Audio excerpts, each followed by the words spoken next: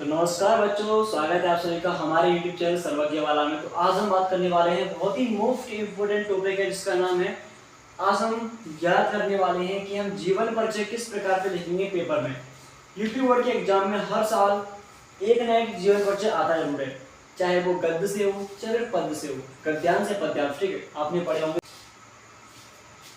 अगर आपको जीवन परिचय याद नहीं है या फिर आप भूल गए हो या फिर अभी एग्जाम शुरू हो चुके हैं लेकिन आप उनको भूल चुके हो, तो किस प्रकार से आपको लिखना है, आपको यहाँ पर 5 नंबर किस प्रकार से कवर करने हैं उसके बारे में बात करने वाले हैं। बच्चों, अगर आप कभी भी एग्जाम में या फिर आपने याद नहीं किया या फिर आप भूल जाते हो जीवन परिचय, तो देखते हैं इस प्रकार से। देखिए, पहला हमारा आचार्य रामचंद्र शुक्ल का मोस्ट इम्पोर्टेंट है, हर साल आता है। बिल्कुल सर। तो किस प्रकार से लिखिए, आपको अगर मान लीजिए कल एग्जाम है और आज देख रहे हैं इस वीडियो, तो क्या करना है आपको, मोस्ट जो पॉइंट होते हैं बस थोड़े से याद करने हैं। जैसे कि इनका लिखना है आचार्य रामचंद्र शुक्ल का, ठीक है, मैं इसका जीवन परिचय लिखना है। तो आपको सबसे पहले क्या करना पड़ेगा, इनका जन्म याद करना पड़ेगा, इनका जन्म कब हुआ था। ठीक है, एंड सेकंड पॉइंट क्या याद करना है, इनका जन्म स्थान कहाँ हुआ था, कौन से शहर में, तो अगुना नामक ग्राम है और बस्ती एक जिला है। ठीक है, और तीसरा पॉइंट है पिता, उनके पिता का नाम क्या है, शिक्षा कहाँ से स्टार्ट हुई थी एंड भाषा कौन सी है, युग कौन सा है, मृत्यु कौन सी है। अब इस पर मैं पूरा 150 वर्ष का आपको बोल कर दिखाऊंगा और आप आसानी से सीख जाओगे। ठीक है, जैसे कि यहाँ शुरू करते हैं। आचार्य रामचंद्र शुक्ल का जन्म 1884 ईस्वी में, ठीक है, अगोना नामक ग्राम में, बस्ती जिले के अगोना नामक ग्राम में हुआ था। ठीक है, रिपीट करते हैं फिर से। आचार्य रामचंद्र शुक्ल का जन्म 1884 ईस्वी में बस्ती जिले के अगोना नामक ग्राम में हुआ था, जो कि उत्तर प्रदेश में है। इतना लिख लोगे सर। आपको मिनिमम मैक्सिमम 150 वर्ड लिखने हैं, मतलब 150 शब्द लिखने हैं, आसानी से लिख लोगे, बड़ी बात नहीं है। और अब नेक्स्ट पॉइंट क्या लगते हैं, और इनके पिता का नाम चंद्रवली शुक्ल था। ठीक है, लिख लोगे बिल्कुल। आपको मुख्य पॉइंट सिर्फ याद करने हैं, आसानी से करके आओगे, आपको पूरे 5 नंबर मिलते हैं। जीवन परिचय का अर्थ ये होता है कि जो मुख्य पॉइंट होते हैं वही लिखना है, ऐसा नहीं कि पूरी राम कथा लिखनी है उसमें, बिल्कुल नहीं। जो किताब में मुख्य पॉइंट होते हैं मोस्ट इंपोर्टेंट, वही आपको लिखना है। ठीक है, अब अगला पॉइंट क्या कहता है कि उनकी शिक्षा, तो उन्होंने अब आगे के लेंगे, तो उन्होंने हाई स्कूल 10th मतलब हाई स्कूल की परीक्षा मिर्जापुर जिले के एक मिशन एक स्कूल है वहां से उत्तीर्ण की। ठीक है, उन्होंने हाई स्कूल या फिर रामचंद्र शुक्ल ने हाई स्कूल की परीक्षा मिर्जापुर जिले की मिशन स्कूल से उत्तीर्ण की। ठीक है, इतना लिख लोगे। ठीक है, अब आगे इनकी भाषा कौन सी थी। ठीक है, तो इनकी प्रमुख भाषा खड़ी बोली थी। ठीक है, लिख लोगे। या फिर आपको इस प्रकार से लिखना है, हाँ, मैंने इतना देखा है कि हर जो इंसान होता है, जो लेखक है, उस लेखक ने क्या करता है कि उन्होंने घर पर ही अध्ययन किया था और उसके उन्होंने कई भाषा सीखी। तो आपको एक पॉइंट लिखना है जिससे कम से कम 20-30 वर्ड ऐसे बन जाएंगे कि इन्होंने हिंदी, संस्कृत भाषा, बांग्ला, उर्दू आदि भाषाओं का ज्ञान घर पर ही प्राप्त किया या फिर अध्ययन किया। ठीक है, इस वर्ड से लिखने में क्या होता है, मैंने देखा जितने अब तक लेखक हैं उनको इसी प्रकार से इसी तरह से लिखते आए हैं, मतलब उन्होंने घर पे ही हिंदू भाषा या फिर संस्कृत, उर्दू, इस प्रकार की भाषा, इन भाषाओं का ज्ञान घर पर ही प्राप्त किया, अध्ययन किया। ठीक है, तो ये भी लाइन लिख लेनी है आपको। ठीक है, अगर बात करूँ मैं इसका युग, तो आपको लिखना है ये शुक्ल युग के एक महान कवि थे।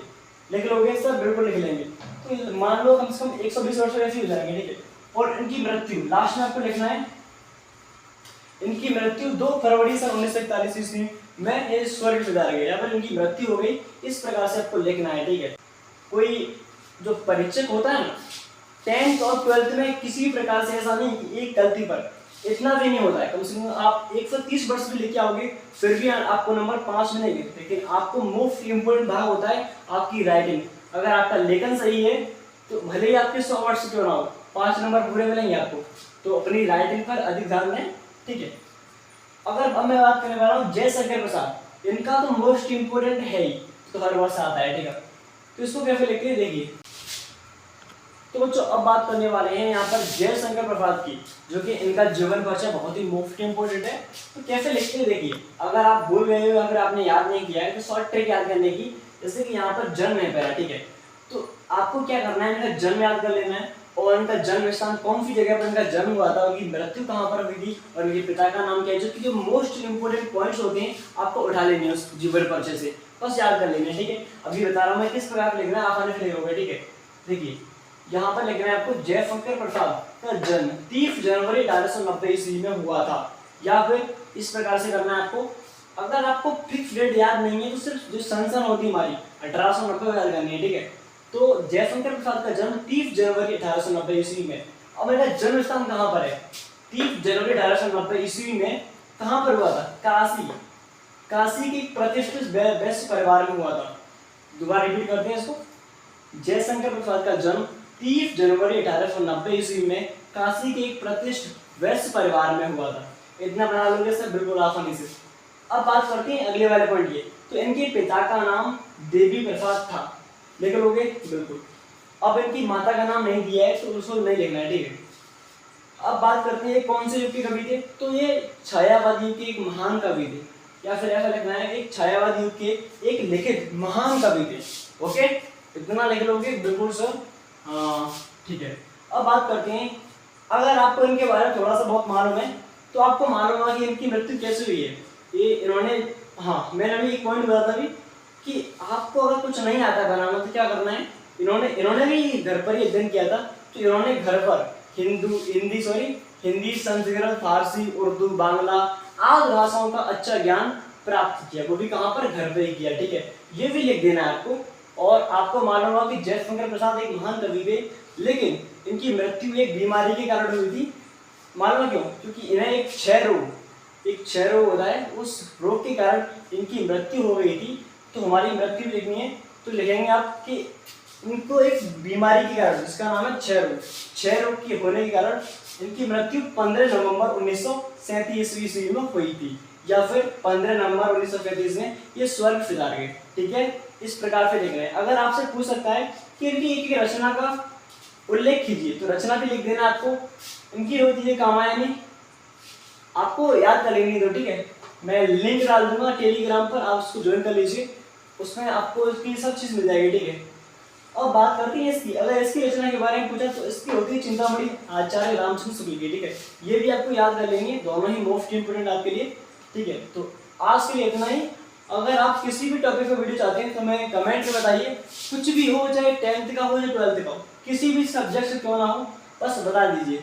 आपकी कमेंट बहुत जरूरी है हमारे लिए, आपके लिए हर सब्जेक्ट कराने के लिए मैं तत्पर खड़ा रहूँगा आपके लिए, ठीक है।